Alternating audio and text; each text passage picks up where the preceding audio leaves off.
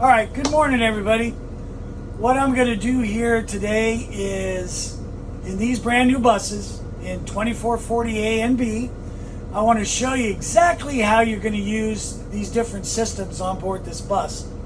First, I'm going to start with the most important one for everybody and your passengers, your air conditioning. So, just to start out with, remember, the driver's controls are the same as on our other Freightliners. You've got your fan, you've got which direction you want your air to blow, and also if you want the AC blowing on yourself as a driver, you click it over here into these blue seating positions. Over here's the rheostat. This is what controls the driver's ability to either stay cold or warm, depending on which way you turn this.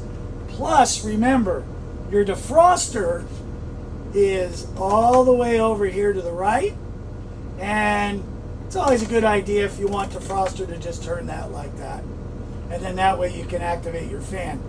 Now, this button here, which some of you were not familiar with in the older Freightliners, but this typically is to recirculate your air on the vehicle. In other words, if you don't want to be pulling in that outside air into the driver's area, you can activate this recirculation switch. Now, AC for your passengers, and this is the one that seems to be the most confusing, but it's really not. Simple. So, to begin with, right here, the first button that's above my head is the actual one, the mode switch that you need to activate depending on if you want just fan all the way down, in the middle, heat, or all the way up to the right, cool. Now, once you've done that, this actually activates your both these passengers condensers, which are on the roof here, but they're both separated. Not like on our other Freightliners, where if you turn on the passenger fans or AC, it's all activated by one switch. So if you have a bad problem with one of these blowing hot air, you can't separate them. But on these new buses, you can. So, for instance, I wanted maximum air conditioning. Right now, this switch is turned all the way. In other words, if you turn it all the way to the right, that's going to give you maximum cooling. If it's getting too warm for your passengers, back off on it. You know, this rheostat will actually, the farther back you go to the left, the less cooling ability you're going to get. So always remember, if you want to get maximum cooling, you got to turn it completely all the way to the right. All right, now, AC fan. All right, this controls the temperature. This controls your fan. How much fan do you want to, give to your passengers? You want maximum fan, turn it all the way to the right. You only want 3/4, don't turn it so far. You only want it half, just give it one click and then off. Now, here is the switch you never want to touch if you don't want heat, because this is only used for the heat fan. Okay? So, if I wanted heat, this is what I would do. I'd go to this switch here, remember the first one in front, and I would put it on the heat setting. Then I would go to my AC and I would turn it all the way back to the left. Then I would turn my fan on. I'm sorry. I would turn this heat fan on. You don't need to mess with this one, I'm sorry. Do not touch the AC fan if you want heat. Only use this button, and this button. Now, the same thing applies over here. This controls the very rear condenser. Same thing, everybody. If you want cool, straight up. heat right in the middle, just fan straight down. You want heat, you leave it where it's at right now. If you want AC, you turn it all the way to the right. AC, fan, again, same thing. Off, 1/4, half, 3/4, full. Then don't touch this switch. So remember, these two switches, never turn them on for AC. All you're dealing with is these other 3 switches here. So that should do it for the AC. All right, in these new buses, everybody, sometimes what happens is that you're unable to release your parking brake. Now, always remember, to properly do your parking brake, you must follow these procedures. First, you step on the brake. You'll notice that your RPMs go down while stepping on this brake. Then, you put your bus in gear to what you want, and then, as long as your pressure's built up, your parking brake releases. Did you feel how it kicked, Brad? See how it kicks? That's the hill holder, basically, because I stepped on this brake before I turned the ignition on.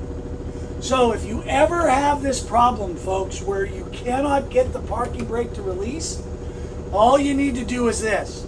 While keeping your bus in gear, your foot on the service brake, push the parking brake in and release your foot on the service brake slowly.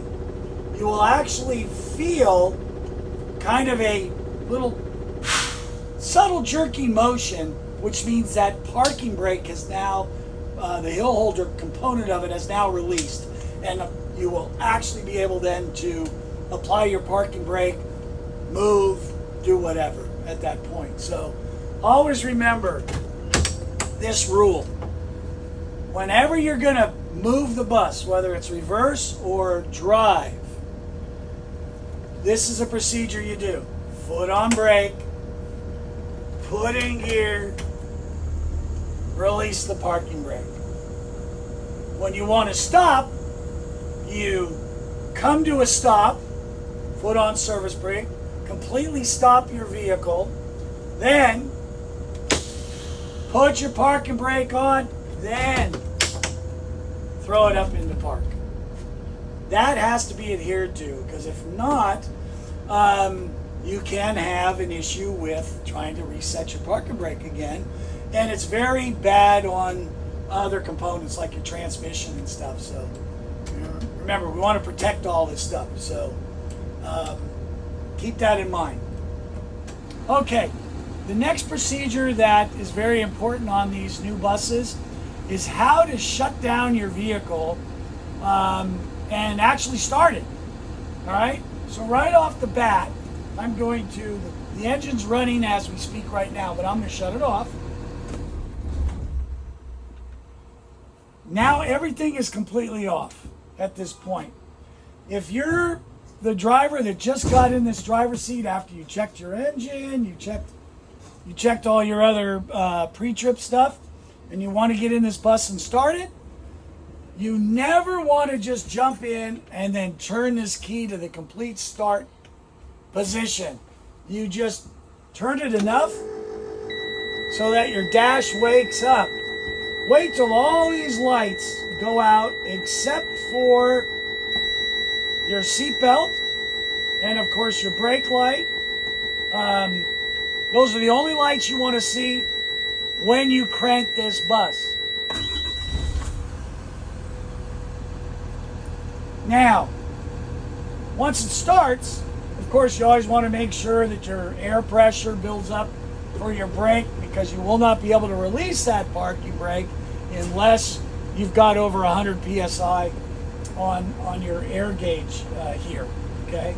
Now, shutting the bus off is a different story.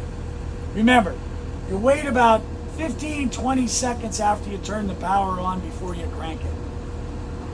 The opposite is kind of what we need to do when you turn your bus off. See, if you turn the power off on this bus, there's a lot of things that are automatically tripped, such as the DEF that was in your system to go to your exhaust now needs to get recycled back into the tank, just like when you shut the engine off. The fuel that you have in your fuel lines now gets sent right back into the fuel tank. If you do not allow the bus to do this procedure, you're going to cause all sorts of problems. And what I mean by that is, if you shut this key off right now, and let's say I grab my key and I jump out of my bus,